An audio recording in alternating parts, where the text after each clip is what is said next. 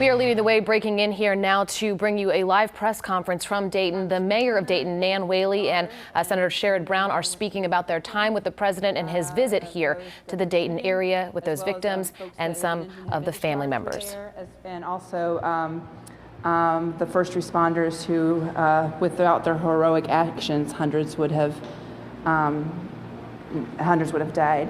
We reiterated to the president the importance of action around these issues and guns, and that the people of Dayton are waiting for action from the Washington, D.C.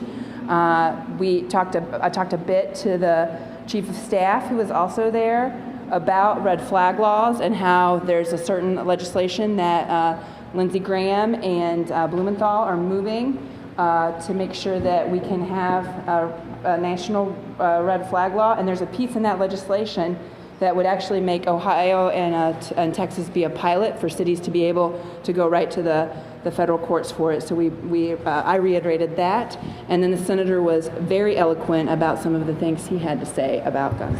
Mayor, thank you. The mayor has shown unbelievably good leadership. I was here on Sunday, much of the afternoon, with the mayor and with the police chief and people from some of the first responders that save lives. We saw some of them today, too. We met all the police officers who unquestionably saved the lives of dozens and dozens and dozens of people in the Oregon District. Both of us spoke with the president right when he got off Air Force One. Both the mayor and I asked the president to call on Senator McConnell to bring the Senate back in session this week, to tell the Senate that he wants the background checks bill that has already passed the House, that he wants it on the floor. I asked the president to promise to me and to the American people that he will sign that bill after he's spoken out in support of it with Senator McConnell. He was only said that we will get things done. I then later asked the president if you care about mental health, and many people who support the gun lobby have consistently say, well, it's not guns, it's mental health. Well, it isn't mostly that. It's mostly too many guns on the street. When I said to him how important it was, if he cares about mental health, the important thing is not to repeal the Affordable Care Act and not to cut Medicaid. That is essential because Medicaid matters so much for people that struggle with mental health issues. The last thing that I said to the president before he left, we had just met with police officers in the hospital in a conference room, and the president said, we want to give honors and awards to these police officers. And I said, Mr. President, respectfully, in a group of, 20 or 30, 40 people, respectfully, the most important thing you can do for these police officers is take these assault weapons off the streets so they don't have to go up against those assault weapons when they need to take down a shooter, when they need to make an arrest. So both of you talked about your conversation with the president. Do you feel like he was hearing you? I think he heard me. I don't know if he will take action. I'm hoping for the people of Dayton that he does, but both the senator and I spoke very directly what we've been saying the whole time about the need for common sense gun legislation. Senator, both of these mass shootings have been politicized, Democrats and Republicans pointing the finger at each other. Don't both parties take blame in the inability to find a solution to these mass shootings? No. There have been mass shootings under both. Well, what do you mean both? Tell me why you believe that. Well, there have been mass shootings under both Democrat and Republican administrations. Republicans for years now have dug in and done the bidding of the NRA. The National Rifle Association, the gun lobby, gives millions of dollars to Republican candidates and spends millions and millions against Democrats like me that get an F from the NRA, that have stood up to the NRA. We can't get anything done in the Senate because Mitch McConnell and the President of the United States are in bed with the gun lobby. There's a lot of things we can work on to make this work better. Guns is a big part of this. Certainly mental health services matter, but the same people that say it's mental health, it's not too many guns on the street, are the same people that try to cut Medicaid and the same people that try to repeal the Affordable Care Act. So be honest about this. Guns is a big part of this, and we have a whole political party in this country now, with the exception of Congressman Turner, I would add now, who's been on the right side, that's in bed with the gun lobby. You can call it gridlock, but it's because of that special interest group. That that swamp that has a lock on the government. Senator, both you and the mayor have been critical of this president before. And in fact, you, Senator, initially, you were not going to meet with the president. You changed your mind. I'm just wondering, a lot of the American people feel as though we've been here before. We've heard all this before. We've been in this situation in the past. Did either of you hear anything at all that would lead you to believe that this time something might be different? I changed my mind in large about coming. I didn't want in any way encourage the president's racist talk and divisive talk. I came because Mayor Whaley asked me to come, and I came because I thought maybe I'd have a chance to talk to the president about mental health issues, about not cutting Medicaid, and I'd get a chance to talk to the president about putting pressure on Senator McConnell to ban assault weapons, which Congress did for a 10-year period once, bipartisanly, and to get the president, because if the president tells the Congress, pass an assault weapon ban, if the president says, pass legislation for universal background checks, the Republican Congress and the Senate will move on it, and the House will undoubtedly move on it. So we can do that. Yeah, so I mean, this for us in Dayton, we hope so. I'm not holding my breath. Too often we just see complete inaction because they're waiting just for time for people to forget that 9 people died in Dayton because of a gun that was that shouldn't be legal, frankly. I pointed out to the president that now Governor, former Senator Mike DeWine voted for the assault weapons ban. There was a time when this was bipartisan. And so we're looking for those people in Congress to come together because the majority of Americans agree, so this should be an action. Do I think that we're going to see another mass shooting tomorrow or Friday? Probably, because Washington will not move. When you looked in his eyes, did he seem like someone who was ready to take action, or did he seem like someone who was just going to let this, as you said, die down?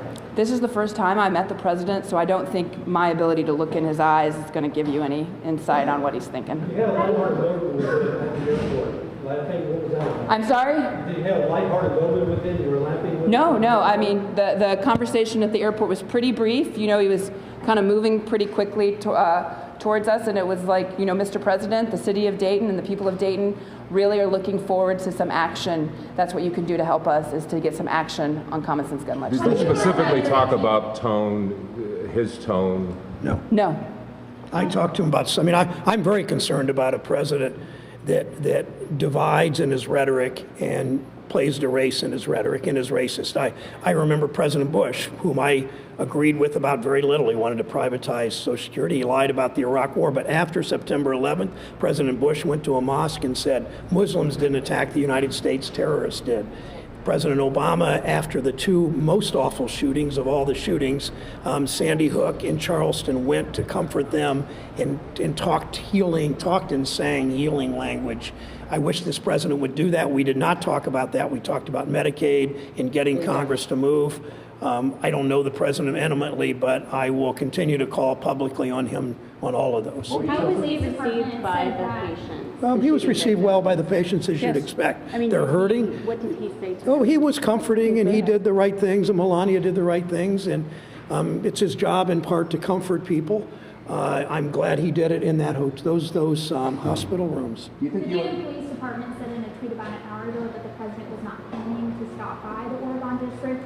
There were well over 100 people there around that time. What are your thoughts on that decision? I think it was a good decision for him not to stop in the Oregon district. And why was that? Well, look, I think, how many of you were here for the Sunday Vigil?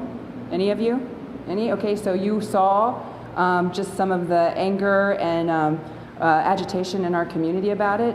I think a lot of people that own businesses in that district aren't interested in the president being there, and a lot of the time his talk can be very divisive, and that's the last thing we need in Dayton. How do you feel about your community's response today?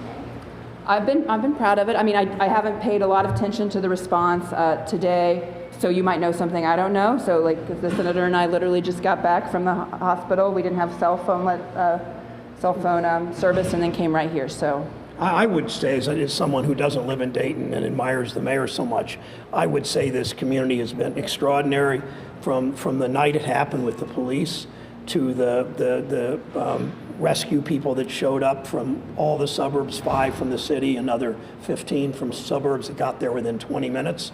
The people at the hospital were terrific, and people showed, when the President of the United States came, they showed respect for the office. And a number of them said to me they're not great admirers of him privately, but they clearly showed respect for the office because the President of the United States is in town. That's one of the reasons I'm here, but in addition to the mayor's request. But I think this town has been just extraordinary, from the KKK rallies to the rally to what happened in the tornado in Trotwood and in here and in Beaver Creek. What will you tell your colleague, Senator Portman, about what you did today and whether or not you two will work together on trying to Yeah, Rob and I didn't talk substance today about these issues. We talked for a moment about our work on pensions.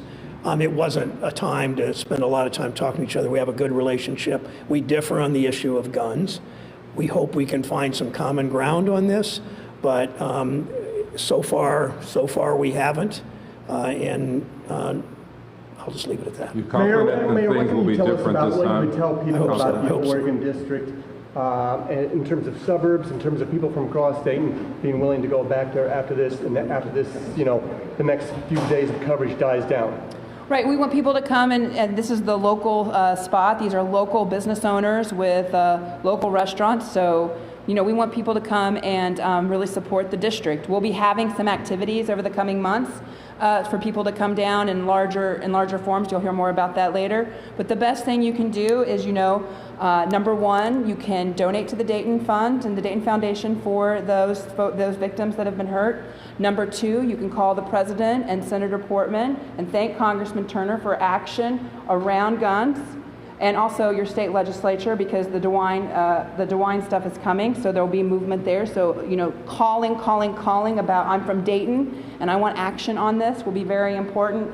And then number three, you can support our local businesses in the Oregon district. So those are 3 things that people can do. Really. All right, hearing there from Mayor Nan Whaley out of Dayton and also Senator Sherrod Brown. They're talking about their visit with the president. A lot of things discussed, a lot of points driven home by those two. They met with a lot of different people in the Dayton area, saying that it was a good visit. Of course, no promises made by the president on what will happen from here, but we will have much more coverage of this for you here on WLWT coming up at 5 o'clock.